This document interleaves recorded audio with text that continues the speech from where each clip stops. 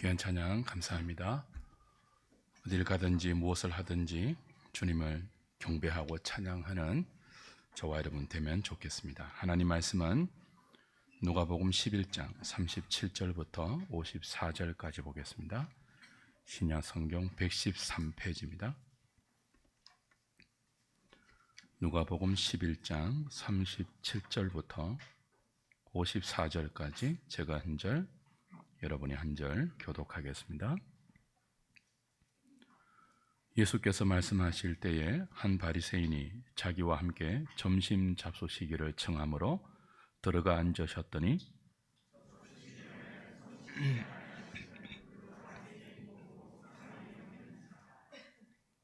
주께서 이르시되 너희 바리새인은 지금 잔과 대접의 겉은 깨끗이 하나 너희 속에는 탐욕과 악독이 가득하도다.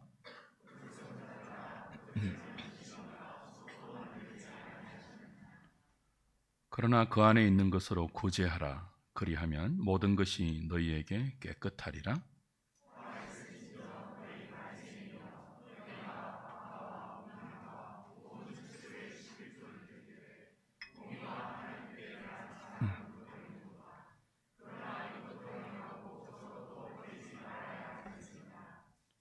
화 있을진저 너희 바리새인이여, 너희가 회당의 높은 자리와 시장에서 문안받는 것을 기뻐하는도다.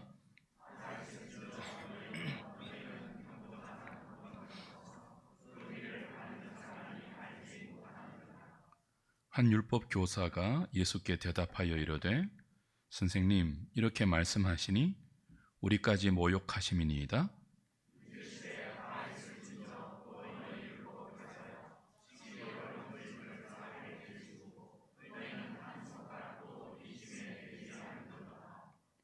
화 있을진저 너희는 선지자들의 무덤을 만드는도다. 그들을 죽인 자도 너희 조상들이로다.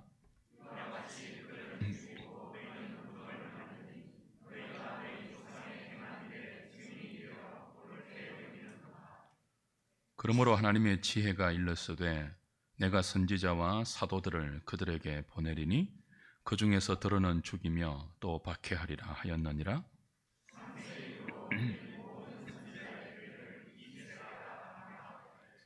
곧 아벨의 피로부터 제단과 성전 사이에서 죽임을 당한 사가랴의 피까지 하리라. 내가 너희에게 이르노니 과연 이 세대가 담당하리라.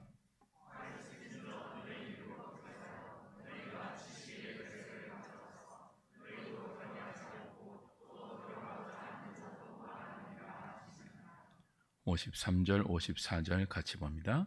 거기서 나오실 때에 서기관과 바리새인들이 거세게 달려들어 여러 가지 일을 따져 묻고 그 입에서 나오는 말을 책잡고자 하여 노리고 있더라. 아멘.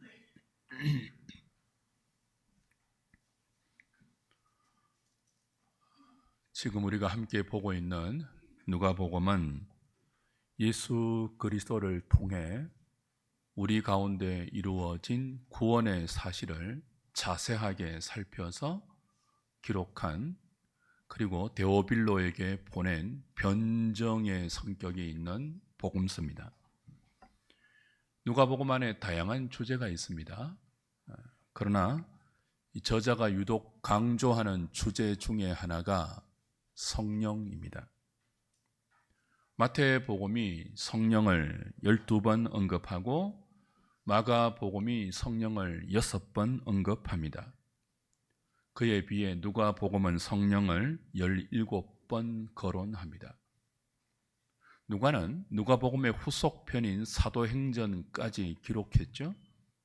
사도행전은 성령행전이라 불릴 만큼 성령을 강조하죠. 사도행전에 성령이 57번 나옵니다.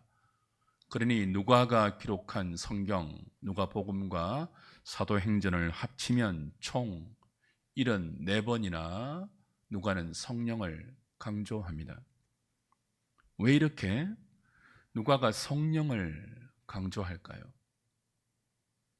성령의 은혜가 없으면 누구라도 예수 그리스도가 우리 가운데 이루신 구원의 일들을 믿지 못하기 때문이에요.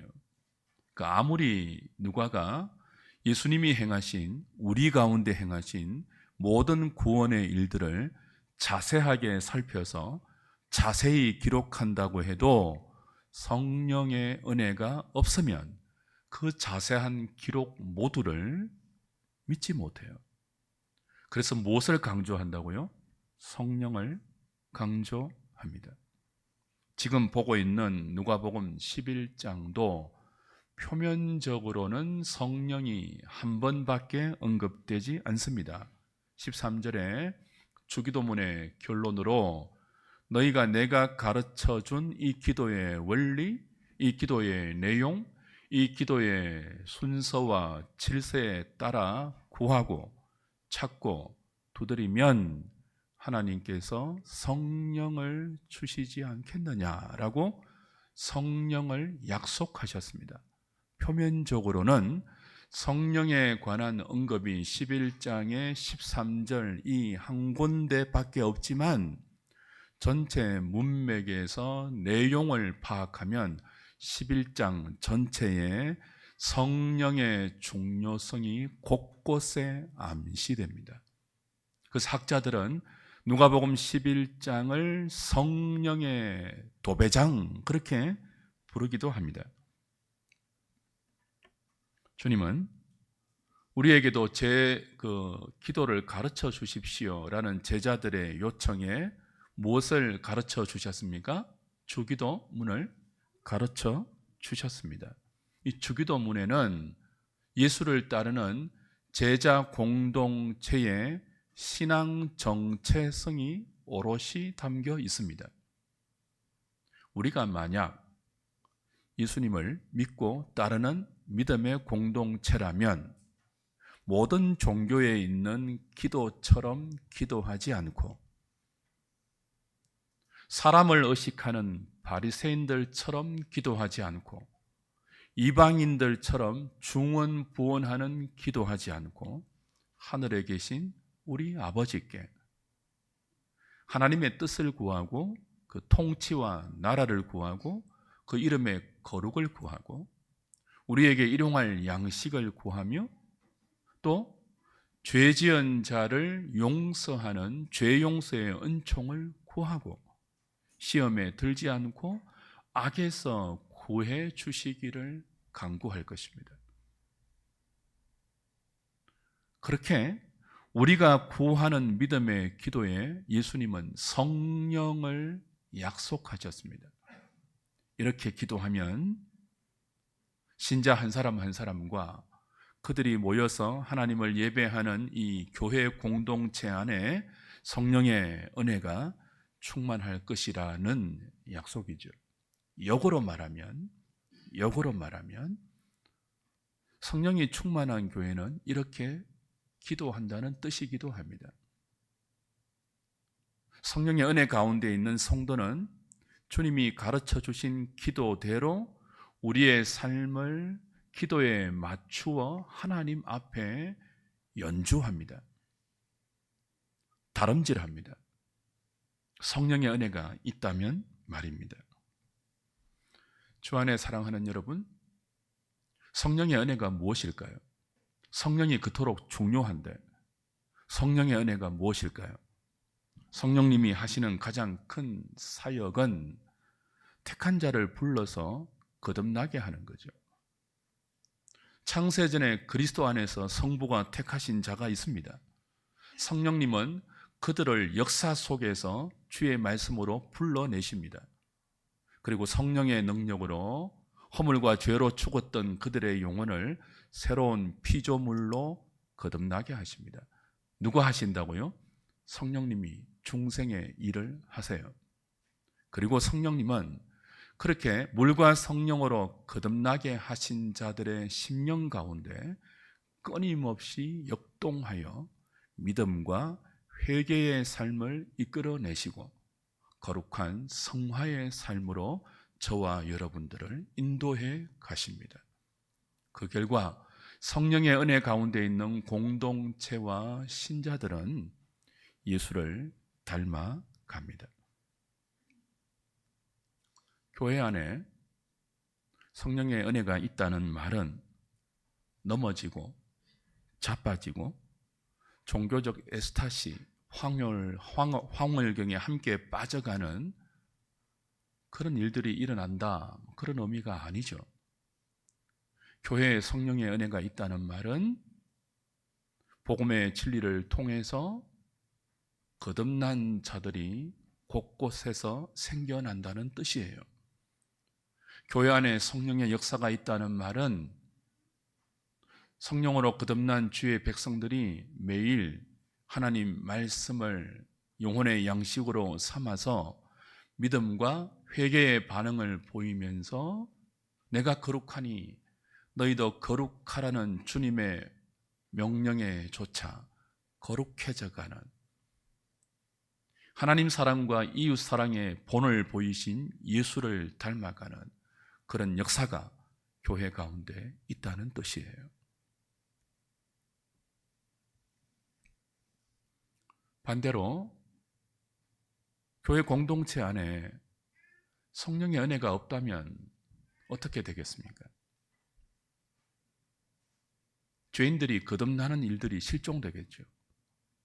몇 년이 지나도, 몇 주가 지나도 반복되는 예배 속에서 사람들이 영원히 죄에서 거듭나 하나님의 백성이 되는 새로운 출생을 맛보는 기쁨이 교회 안에서 실종되는 거죠. 성령이 없을 때. 교회에 성령의 은혜가 없을 때 어떤 일이 일어날까요? 거듭난 자들에게 마땅히 맺혀야 할 회개와 믿음의 반응, 지속적인 회개와 믿음의 삶이 우리를 인도하는 성화의 열매가 교회 안에 사라집니다. 사람들이 변하지 않습니다. 마음이 부드러워지지 않습니다. 성령이 없어서 그러죠. 누가복음 11장은 예수님을 반대하는 여러 부류의 사람들을 들어서 성령의 은혜가 없을 때 유대 공동체 안에 가장 거룩한 종교 집단 아닙니까? 그 공동체 안에 있는 사람들이 성령이 없을 때 어떤 모습이 되는가, 어떤 인생이 되는가를 잘 보여줍니다. 예수님이 성령의 권능으로 귀신을 쫓아내고 벙어리 된 사람의 혀를 풀어서 말하게 했습니다. 평행 구절을 보면 이 사람은 벙어리 되었을 뿐만 아니라 앞을 보지 못하는 소경이었다고도 말하고 있죠. 예수님이 이 사람에게 들린 귀신을 성령의 권능으로 쫓아내어 주셨어요. 그러자 이 사람이 눈이 뜨이고 혀가 풀려서 보기도 하고 말도 했다고요. 하나님이 예수님이 메시아임을 증거하는 표적으로 성령의 권능을 허락하신 것입니다. 그런데도 이 기적을 본 서기관들, 바리새인들, 사두개인들, 종교 지도자들, 그들에게 선동된 어리석은 무리들이 예수님을 믿지 못했죠. 잠깐 놀라기는 합니다. 잠깐 감탄은 합니다. 그런데 예수님을 믿는 믿음의 자리까지 나가지 않습니다. 어떤 사람은 어떻게 반응했습니까? 우리에게 하늘로부터 오는 또 다른 표적을 보이면 우리가 당신을 인정하겠으니 다른 기적을 다시 베풀어 보라라고 끊임없이 표적을 요구했죠. 불신했다고요. 심지어 어떤 서기관과 바리새인은 예수님이 귀신의 왕 바알세불을 힘입어 귀신을 쫓아낸다고 예수님을 모욕했고 성령을 회방했습니다. 주님은 이들을 악한 세대라고 책망했습니다. 악한 세대란 도덕적, 윤리적으로 악하다 그런 의미도 있지만 근본적으로는 이 세대가 성령으로 거듭나지 못했다, 그런 뜻입니다.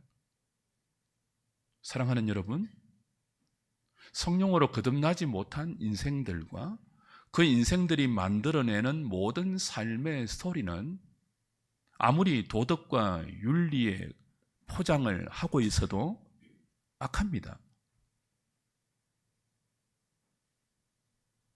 본질상 진노의 자식들이 만들어내는 삶의 발자취는 본질상 악합니다. 그들은 욕망을 따라 행하고요, 마음에 원하는 것을 조차 행할 뿐입니다. 겉으로 보이는 아무리 좋아 보이는 선, 진, 미도 거듭나지 못한 상태에서 행하면 하나님 눈앞에서 모든 것은 어떻다고요? 악합니다. 그래서 주님이 악한 세대, 너희는 악한 세대라고 말했을 때 그 악하다는 의미는 도덕적, 윤리적, 종교적 의미를 넘어서 근본적으로 거듭나지 못했다, 그런 뜻입니다. 지금 주님은 마음을 굳게 먹으시고 십자가를 지기 위해 예루살렘으로 가고 계십니다. 갈릴리를 떠나서 이제 죽음을 위해서 예루살렘으로 가고 있는 여정입니다. 그 여정에서 당신이 메시아임을 진리의 말씀과 하늘로부터 오는 표적을 통해서 보이고 있습니다.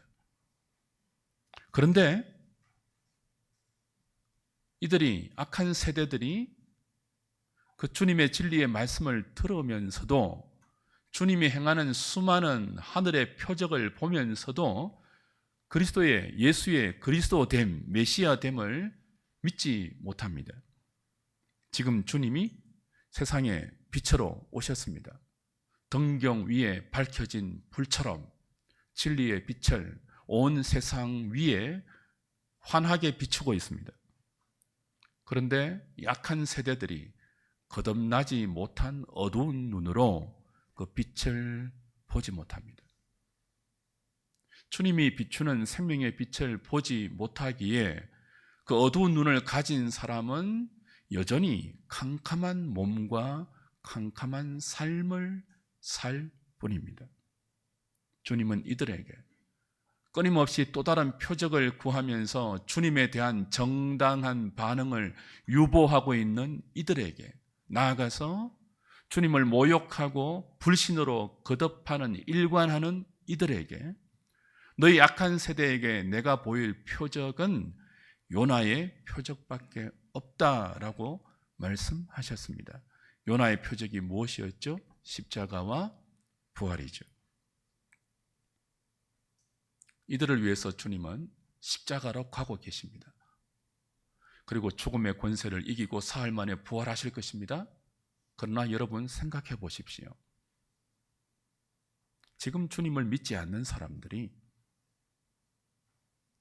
그리스도가 십자가에 죽으신다고 해서, 사흘 만에 부활한다고 해서 지금 자신들의 눈앞에서 하늘의 진리를 선포하고 하늘의 표적을 보여주는 주님을 믿지 않는 사람들이, 예수님이 죽고 돌아가시는데 그분의 십자가와 부활을 인정하고 믿겠습니까? 믿지 않죠. 성령의 은혜가 없으면 그 누구라도 그리스도가 택한 자를 위해서 베푸신 이 구원의 사역, 이 대속의 사역, 십자가와 부활을 믿지 않습니다. 성령의 역사가 없으면 그 누구라도 십자가에 돌아가신 하나님의 아들을 그리스도로 인정하지 않습니다. 성령의 역사가 없으면 아무든지 누구라도 십자가에 돌아가시고 부활하신 그리스도를 자신의 주로, 만왕의 왕으로 인정하지 않습니다. 오직 성령의 역사가 있을 때만, 그 성령의 능력으로 우리의 묵은 땅이 기경되고, 그 성령의 능력으로 진리의 말씀이 우리 심령 가운데 생명의 씨앗으로 심겨질 때, 그 성령의 능력으로 우리 심령에 뿌려진 말씀의 씨앗이 생명으로 발화될 때 비로소 우리는 나 같은 죄인을 위해서 하나님의 아들이 십자가에 죽임을 당하셨구나. 나를 살리기 위해서 하나님의 아들이 장사된 지 사흘 만에 부활하셨구나. 요나의 표적의 성취인 그리스도의 십자가와 부활을 성령의 능력으로 믿게 되는 것입니다.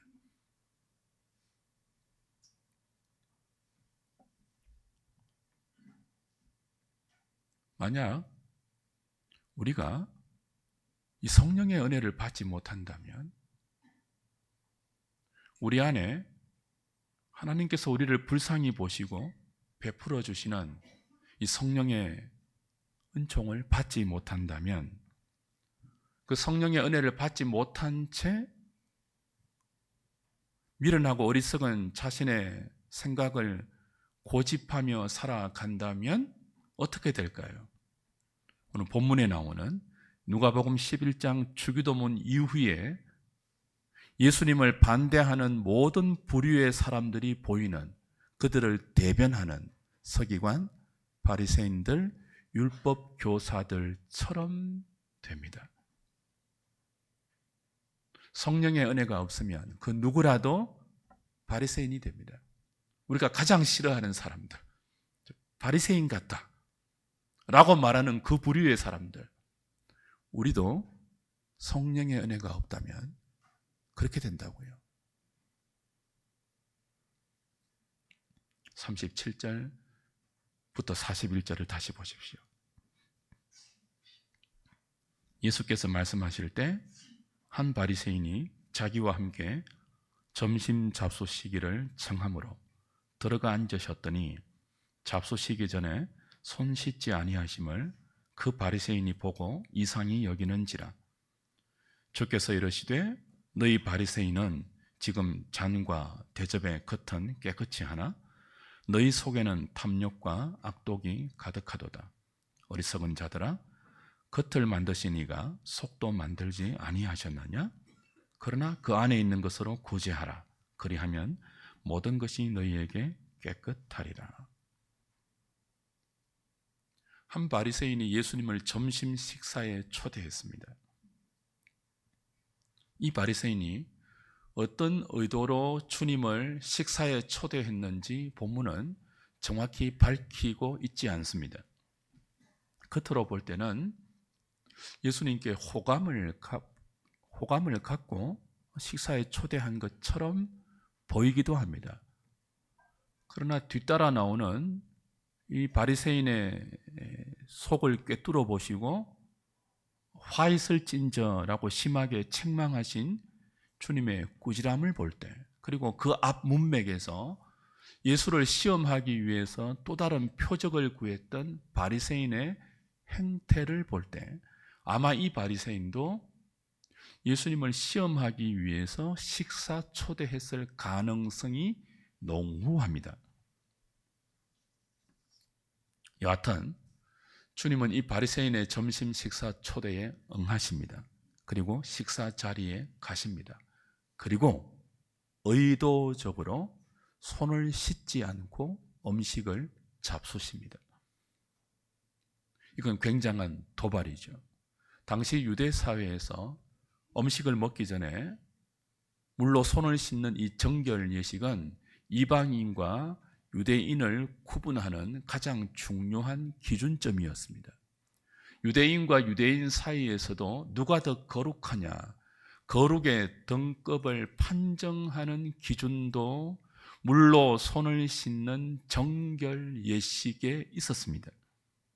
그런데 주님은 손을 씻지 않았습니다. 의도적으로. 이를 본 바리새인이 정결 규례를 어기면서 자신이 주도하고 있는 이 식사 자리의 분위기를 망치고 있는 주님의 행동을 이상하게 여깁니다. 못마땅해 합니다. 언짢게 생각합니다. 원래 성경에 나오는 정결 예식은 레위기 11장 15절에 의하면 유출병과 연관이 있습니다. 밥 먹을 때마다 손 씻는 이 정결 규례는 성경에 없다고요. 포로기 후기에 서기관과 바리새인들 율법 교사들이 만들어낸 그들의 의식이죠. 성경에 있는 이 정결 의식은 유출병에 걸렸을 때, 유출병이 뭡니까? 몸에서 피나 고름이 흘러나오는 그런 병에 걸렸을 때, 혹은 그런 유출병에 걸린 자와 접촉했을 때 부정하기 때문에 손을 씻어야 한다. 그것이 성경이 가르쳐주는 정결 규례의 의도입니다. 이 정결 규례를 통해서 예수님은 것만 아니라 부정은 쉽게 전염되니 하나님 앞에서 너희들의 일상이 정결할 수 있도록 조심하라, 각별히 주의하라, 그런 의도를 담아서 정결 규례를 주셨죠. 그런데 바리새인들과 율법 교사들은 이를 일상 속에 손 씻는 제1로 확대 적용하여 백성들에게 무거운 율법의 짐을 지웠습니다. 그리고 이 정결 의식을 통해서 유대 공동체의 신앙 정체성을 지키려고 했습니다. 예수님이 왜 이를 모르겠습니까? 음식을 먹기 전에 식사 자리에서 손을 씻는 이 중요성을 왜 모르겠습니까? 알고 계시죠? 근데 알면서 의도적으로 손을 씻지 않았다고요. 왜 의도적으로 그러시죠? 도발하기 위해서죠. 왜 도발하십니까? 그들 속에 있는 외식과 탐욕을 드러내기 위해서입니다. 툭 던지고는 자연스럽게 그들 속에서 터져 나오는 이 외식의 반응, 그 속에 감춰져 있는 악독과 교만을 드러내기 위해서죠. 주님의 말씀을, 이 바리새인을 향한, 언짢게 여기는 바리새인을 향한 주님의 말씀을 다시 들어보십시오. 제가 조금 각색했습니다. 왜 너희들은 잔과 대접의 겉은 깨끗하게 씻으면서 정작 너희 속에 있는 탐욕과 악독은 깨끗하게 할 생각을 하지 않느냐? 너희들은 내가 손을 씻지 않고 음식을 먹는다고 이상하게 여기고 언짢게 생각하지만 나는 너희들이 겉만 깨끗하게 하고 속을 정결하게 씻지 않는 것이 더 이상하고 더 언짢다. 너희를 지으신 하나님께서 겉만 보시겠느냐? 너희 속도 보시지 않겠느냐? 그러니 너희가 정말 정결한 삶을 원한다면 너희 안에 감추어진 것으로 구제하라. 그렇게 말씀하십니다. 구제의 뜻이 있죠. 지금 바리새인들은 성경에 없는 종교적 규례를 지키면서 스스로 깨끗하다고 자부하고 있습니다. 그러나 주님 보시기에 그들의 속은 악독과 탐욕으로 가득 차 있죠. 손을 씻는 정결 예식을 아무리 열심히 한다고 그들의 속에 가득 찬 악독과 교만이 깨끗이 씻겨지겠습니까? 손을 열심히 씻는다고 속이 깨끗해지겠냐고요. 주님은 너희가 정말 깨끗한 사람이 되기를 원한다면 너희를 지으신 하나님 앞에서 남몰래 숨겨둔 소유를 다른 사람을 위해 자발적인 구제로 사용할 수 있어야 한다라고 말씀하십니다. 종교적 의무가 아니라 다른 사람 앞에 자신을 과시하기 위한 억지로의 구제가 아니라 속으로부터 가난한 자를 볼 때 끓어오르는 이 긍휼의 마음, 이 긍휼의 마음, 불쌍히 여기는 하나님의 마음, 그 마음으로부터 진실되게 그리고 참되게 구제하는 것이 깨끗한 삶이고 깨끗한 신앙이다. 그렇게 말씀하시죠. 손만 씻지 말고. 근데 이 참된 정결의 삶을 누가 만들어내십니까? 성령님이죠. 우리 안에 긍휼의 마음을 불러일으키신 분이 누구라고요? 성령님이죠. 손을 아무리 깨끗이 씻어도 성령의 역사가 없으면 우리의 속은 청결하게 되지 않습니다. 가난한 자를 보아도 처근한 마음이 생기지 않습니다. 가난할 만하니까 그렇지, 게으르니까 그렇지, 삶이 더러우니까 저렇게 살 수밖에 없지. 마음의 중심에 불쌍히 여기는 마음, 처근히 여기는 마음, 동정심, 긍휼의 마음이 돌지 않죠.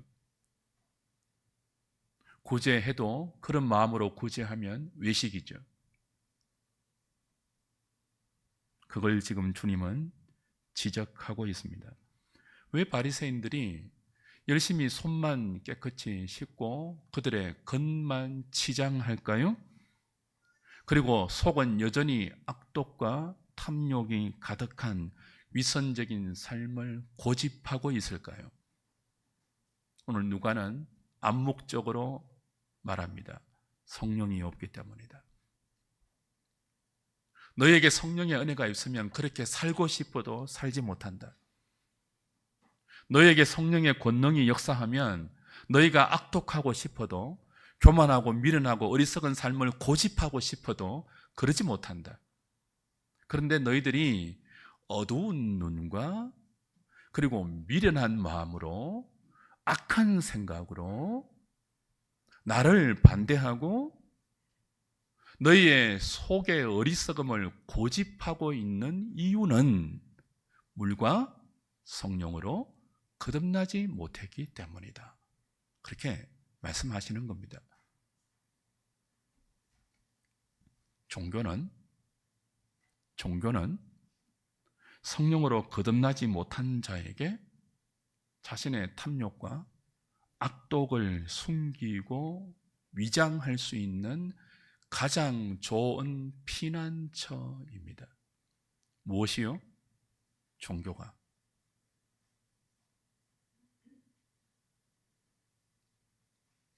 그래서 주님은 믿음으로 나아가지 못하고 성령의 은혜가 없은 채 이 종교인으로 머물고 있는 바리새인을 향하여 무섭게 책망하십니다. 42절부터 보십시오. 화 있을진저 너희 바리새인이여, 너희가 박하와 운향과 모든 채소의 11조는 들이되 공의와 하나님께 대한 사랑은 버리는도다. 그러나 이것도 행하고 저것도 버리지 말아야 할지니라. 화 있을진저 너희 바리새인이여, 너희가 회당의 높은 자리와 시장에서 문안받는 것을 기뻐하는도다. 화 있을진저 너희여, 너희는 평토장한 무덤 같아서 그 위를 밟는 사람이 알지 못하는도다. 자, 3번이나 화 있을진저라고 화를 선포하십니다. 바리새인들은 철저하게 11조를 드렸습니다.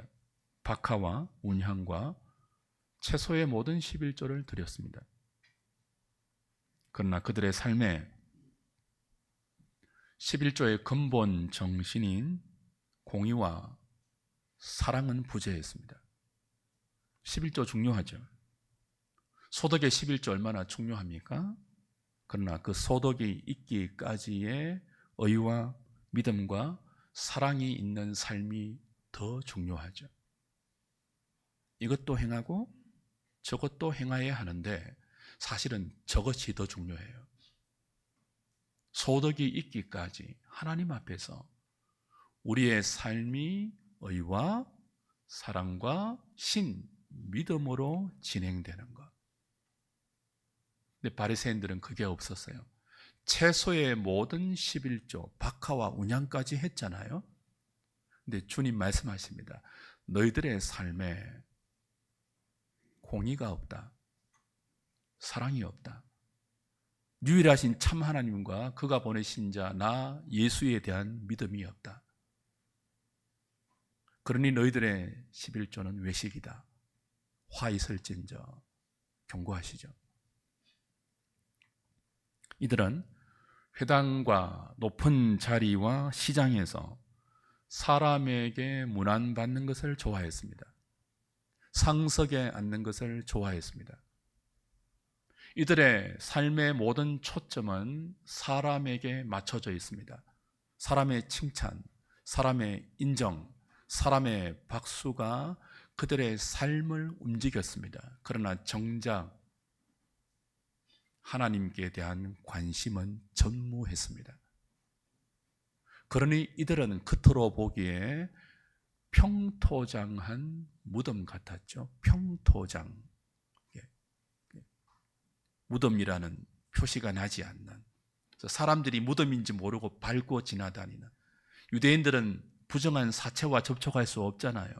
부정이 옮겨가니까. 그래서 무덤에 표시를 한단 말이에요. 여기는 무덤이니 접촉하지 마세요라고 표시를 한단 말이죠. 근데 평토장한 무덤은 표시가 없어요.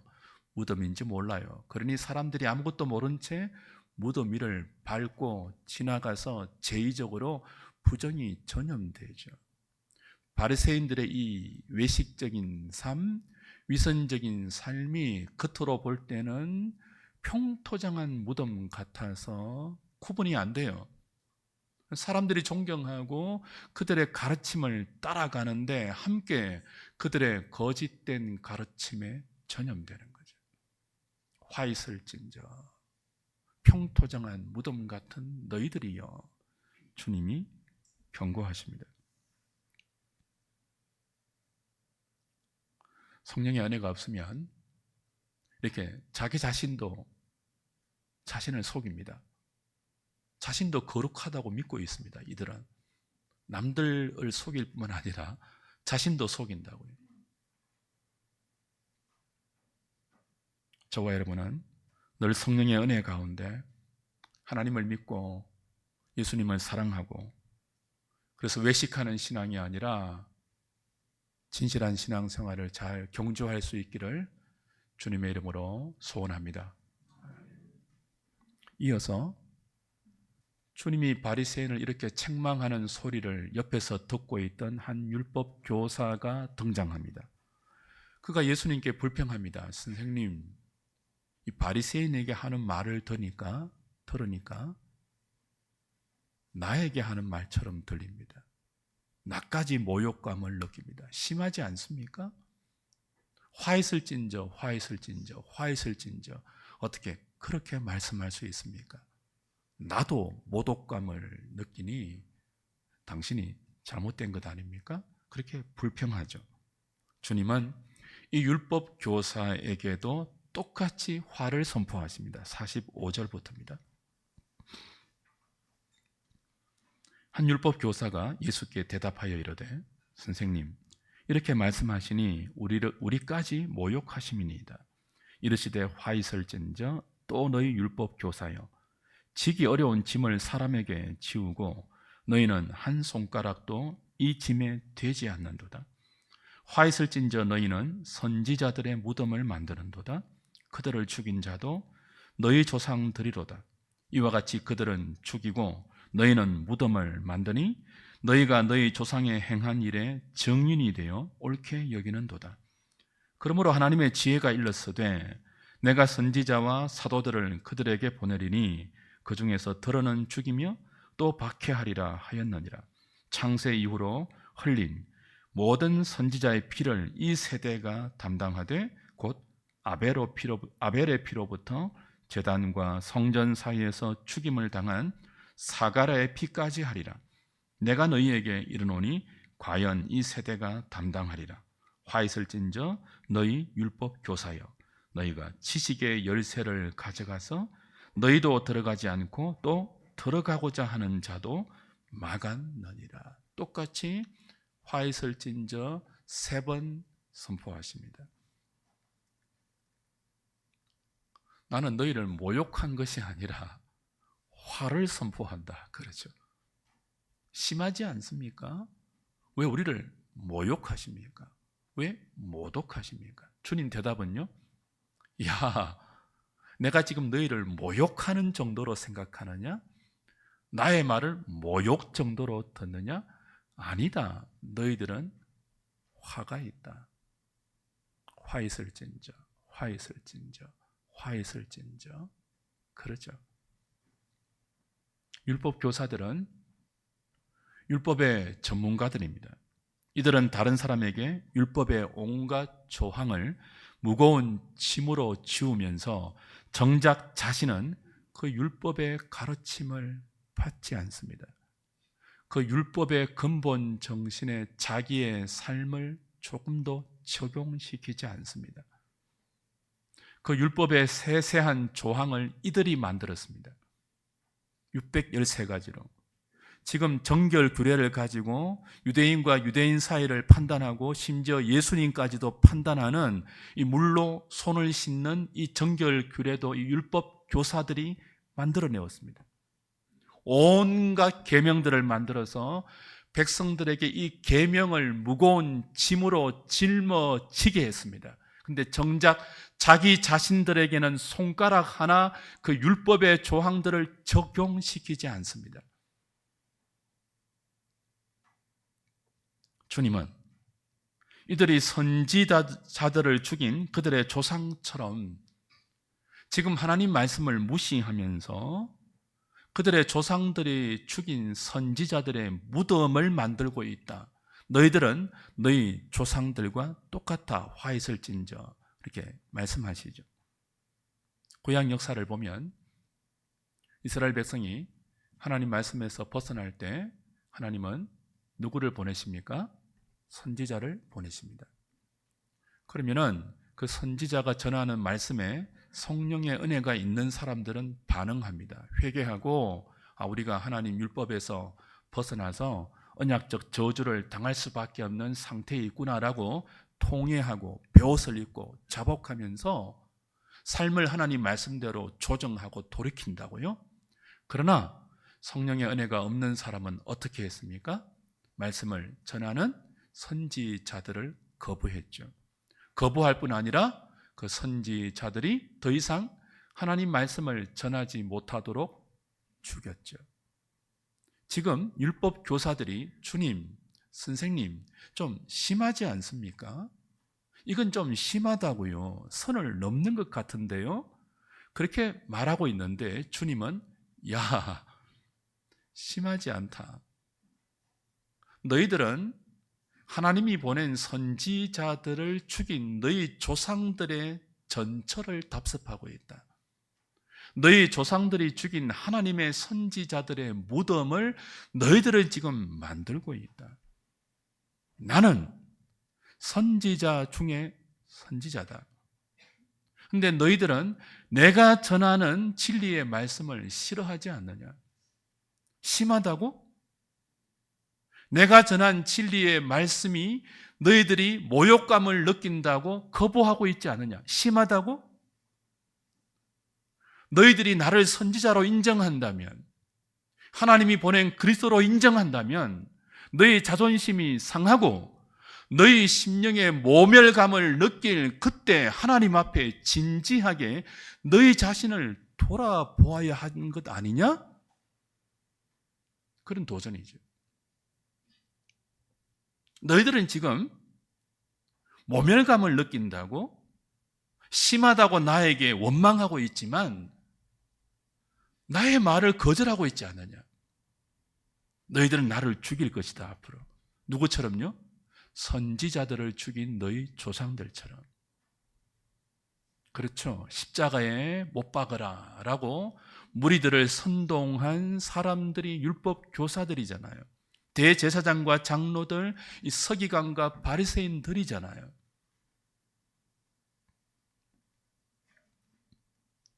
주님은 창세 이후로 모든 선지자들이 아벨부터 사가랴까지 모든 선지자들이 흘린 피가 너희의 악함을 증거하고 있다. 빼박이다. 그렇게 말씀합니다. 너희들은 아무리 변명해도 빼박이다. 왜요? 아벨부터 사가랴까지 성령의 은혜가 없는 사람들이 죽여버린, 그들에 의해서 피 흘리고 죽어간 모든 선지자들이 이 율법 교사들을 향하여 악하다고 정언하기 때문에 너희들은 빼박이다. 화 있을진저. 너희 율법 교사들이요. 경고하고 있는 거죠. 이들은 자신이 하나님의 말씀에 관하여서 최고의 전문가라고 자부했습니다. 그래서 율법 해석의 독점권을 지식의 열쇠로 갖고 있었습니다. 그런데 그 지식의 열쇠를 가지고 정작 율법을 잘못 해석했죠. 그래서 천국 문을 닫아버리고 자기도 들어가지 않고 들어가려고 하는 다른 사람도 들어가지 못하게 막고 있습니다. 누가요? 율법의 최고 전문가라고 자부하면서 율법 해석의 독점권을 고집하면서 지식의 열쇠를 갖고 있다는 이들이 말입니다. 이들은 고상한 척하지만 불결한 자들입니다. 충만한 것 같지만 빈곤한 인생들입니다. 이 사람 말을 한번 들어보십시오. 선생님, 왜 바리새인을 책망하십니까? 그런 책망이 우리까지 모욕하는 의도 아닙니까? 이 말에 이 사람의 영적 누추함과 빈곤함이 드러나지 않습니까? 자신의 정체가 탈로 될까 봐 전전긍긍하는 모습이 보이지 않습니까? 아니, 주님 말씀이 자신을 타겟으로 하고 있다고 느껴지면 이거 지금 나를 타겟으로 한 말씀이구나, 이 말씀이 나를 겨냥하고 있구나라고 느껴지면 대들기 이전에 자신을 진지하게 돌아보는 것이 성령의 은혜 가운데 있는 사람의 마땅한 반응 아닙니까? 이들은 그렇게 하지 않고 그리스도 앞에서도 그 잘난 자존심을 지키기 위해서 사력을 다하고 있습니다. 진리를 좇기 위해서 사력을 다하는 것이 아니라, 신앙생활 제대로 하기 위해서 사력을 다하는 것이 아니라 자존심 지키기 위해서 사력을 다하고 있습니다. 자존심 지키기 위해서 예수님을 거부하고 있습니다. 반대하고 있습니다.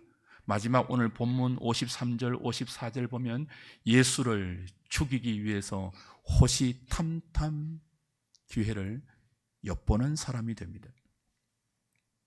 왜 이렇습니까? 성령의 은혜가 없어서 그렇습니다. 말씀을 맺읍시다. 주 안에 사랑하는 여러분, 바리새인과 율법 교사의 모습이 우리와 아무 상관이 없을까요? 이들은 주님이 이 세대를 악한 세대라고 책망했을 때 자신은 악한 세대가 아니라고 자신했을 것입니다. 그러나 주님은 말씀하시죠. 너희가 악한 세대다. 너희가 빛을 보지 못하는 악한 눈이다. 너희가 손만 씻고 마음은 더러운 악한 마음이다. 계속 그렇게 성령의 은혜를 받지 못한 채 악한 눈, 악한 마음, 악한 생각을 고집한다면 화 있을 찐저에 해당하는 인생이 될 수밖에 없다 경고하십니다. 사랑하는 여러분,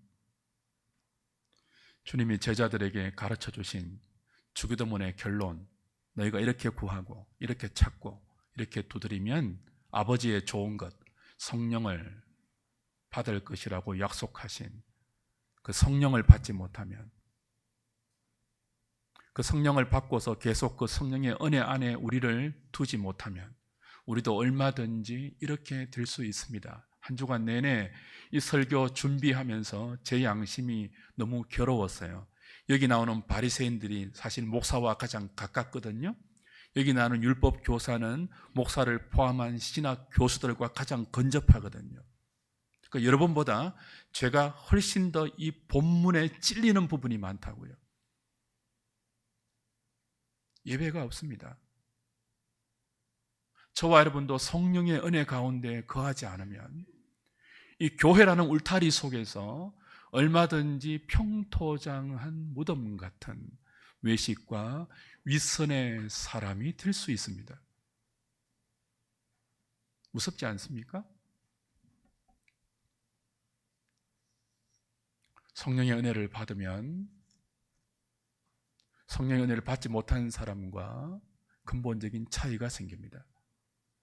성령의 은혜를 받지 못한 서기관, 바리새인들, 사두개인들, 율법교사들은 예수님을 죽이려고 합니다. 성령의 은혜를 받으면요, 자기가 죽습니다. 날마다 자기를 쳐서 복종시키며 자기 십자가를 지고 주님을 따라 그리스도 안에서 죽고 그리스도 안에서 살려는 열망을 가집니다. 어찌하든지 그리스도 안에서 죽어서 날마다 그리스도 안에서 살고 싶다는 바울의 열망은 성령이 주는 거룩한 열망이죠. 그런 저와 여러분 되었으면 좋겠습니다. 주님을 죽이지 말고 주님의 말씀을 파묻지 말고 우리가 말씀 앞에서 죽자고요. 그래서 죽은 우리를 살리는 부활의 권능을 맛보자고요. 성령님이 우리의 참된 율법 교사입니다. 성령님은 율법의 짐을 우리에게만 무겁게 지우지 않습니다. 성령님은 우리를 예수 그리스도에게 인도하여 그분과 함께 말씀의 짐을 질 수 있도록 가르쳐 주십니다. 주님에게 나가서 멍에를 매는 법을 배우면 더 이상 율법의 짐은 무거운 짐이 아니라 사랑의 계명이 되어서 가볍게 여겨집니다. 그 성령의 은혜를 사모할 수 있기를 바랍니다. 주께서 우리를 불쌍히 보시고 성령의 은혜를 충만히 주셔서 생명의 사람, 진리의 사람, 말씀의 사람, 은혜의 사람으로 우리의 남은 생애를 잘 경주할 수 있기를 주님의 이름으로 축복합니다. 찬송가 200